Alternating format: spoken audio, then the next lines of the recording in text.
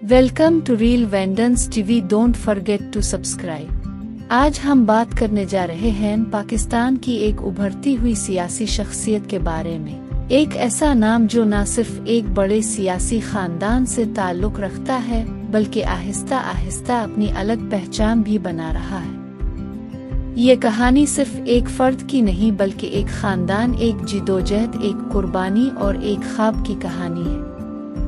एक ऐसा ख्वाब जो पाकिस्तान को बेहतर बनाने के लिए नस्ल दर नस्ल मुंतकिल होता रहा है। आसिफा भुट्टो जरदारी की पैदाइश 3 फरवरी 1993 को हुई। वो पाकिस्तान के साबिक सदर और साबिक वजीर आज़म की सबसे छोटी बेटी है। ये वही बेनज़ीर भुट्टो हैं जिन्हें न सिर्फ पाकिस्तान बल्कि पूरी दुनिया में एक जुर्रतमंद खातून लीडर के तौर पर जाना जाता है। आसिफा ने आंख खोली तो एक ऐसे घराने में जहां सियासत सिर्फ पेशा नहीं बल्कि मिशन था। आसिफा का ताल्लुक भुट्टो खानदान से है जिसकी बुनियाद ने रखी। जुल्फ़िकार अली भुट्टो ने पाकिस्तान की सियासत में एक इनकलाबी तब्दीली पैदा की। उनके बाद बेनज़ीर भुट्टो ने इस मिशन को आगे बढ़ाया। वो मुस्लिम दुनिया की पहली खातून वज़ीर आज़म बने। उनकी जिंदगी जिदोजहद, जलावतनी और कुर्बानियों से भरी हुई थी। इसी माहौल में आसिफा भुट्टो जरदारी की तरबियत हुई। आसिफा ने इब्तिदाई तालीम पाकिस्तान और बैरून मुल्क हासिल की। वो एक ज़हीन और संजीदा तालिबा रही हैं। उन्होंने अपनी तालीम में ख़ास तौर पर बैन अल-अक़वामी ताल्लुकात और समाजी उलूम पर तवज्जो दी।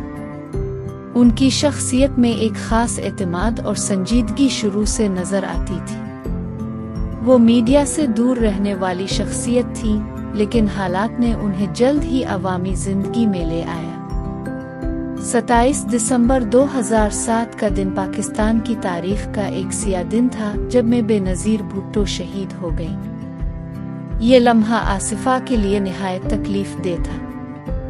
एक बेटी के लिए अपनी मां को खोना एक नाकाबिले बयान दुख होता है, लेकिन आसिफा ने इस दुख को अपनी ताकत बनाया।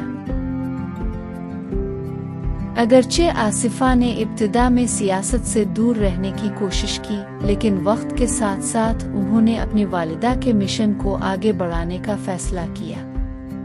उनके बड़े भाई पहले ही सियासत में सरगर्म थे और आसिफा उनके साथ खड़ी नजर आई।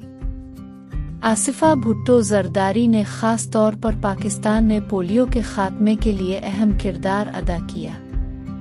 वो पाकिस्तान की पोलियो इरेडिकेशन प्रोग्राम की सफ़ीर भी रही। उन्होंने मुल्क भर में जाकर आगाही मुहिम चलाई, ख़ास तौर पर उन इलाकों में जहां लोग वैक्सीन से खौफज़दा थे। उनकी कोशिशों से हज़ारों बच्चों को महफूज बनाने में मदद मिली। आसिफा ने मुख्तलिफ मौक़े पर अवामी जलसों में शिरकत की और खिताब भी किया। उनकी तकरीरों में एक ख़ास जज्बा, एतमाद और सादगी नज़र आती है। वो हमेशा अवामी मसाइल, ख़वातीन के हुकूक और तालीम पर जोर देती है। 2024 के आम इंतख़ाबात में आसिफा भुट्टो जरदारी का किरदार मज़ीद नुमायां हुआ।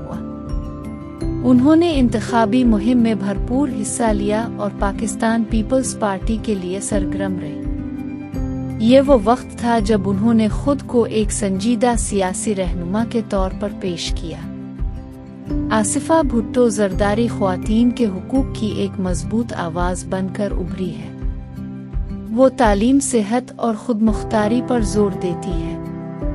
उनका मानना है कि अगर ख़वातीन को बाइख्तियार बनाया जाए तो पाकिस्तान तरक्की की नई राहों पर गामज़न हो सकता है। आसिफा की शख्सियत में शाइस्तगी, एतमाद और आजिज़ी का हुसैन इम्तिजाज है। वो सादा लिबास, नरम लहजा और मजबूत मौक़िफ़ की हामिल है। उनकी गुफ्तगू में एक ख़ास वक़ार और संजीदगी होती है।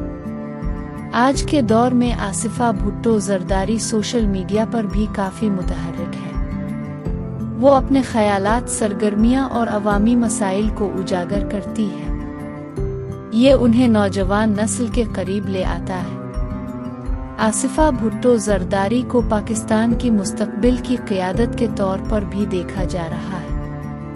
उनमें वो तमाम खुसूसियात मौजूद हैं जो एक कामयाब लीडर में होनी चाहिए: विजन, हिम्मत और अवाम से जड़ने की सलाहियत। हर सियासी शख्सियत की तरह आसिफा को भी तनकीद का सामना करना पड़ता है। कुछ लोग उन्हें सिर्फ एक उस सियासी खानदान की नुमाइंदा ही समझते हैं, लेकिन वो अपनी कारकर्दगी से इस तासुर को बदलने की कोशिश कर रही है। आसिफा भुट्टो जरदारी एक नई नस्ल की नुमाइंदा है। वो माजी की रवायात और मुस्तकबिल के तकाज़ों के दरमियान एक पिल की हैसियत रखती है। ये कहानी अभी मुकम्मल नहीं हुई, बल्कि ये तो सिर्फ आगाज है। आसिफा भुट्टो जरदारी का सफ़र अभी जारी है और आने वाले वक्त में वो पाकिस्तान की सियासत में एक अहम किरदार अदा कर सकती है। क्या वो अपनी वालिदा की तरह एक आलमी सतह की लीडर बनेंगी? क्या वो पाकिस्तान को एक नई समत दे सकेंगी? ये सवालात मुस्तकबिल के पास हैं, लेकिन एक बात यकीनी है, आसिफा भुट्टो जरदारी एक ऐसा नाम है जिसे नज़रअंदाज नहीं किया जा सकता।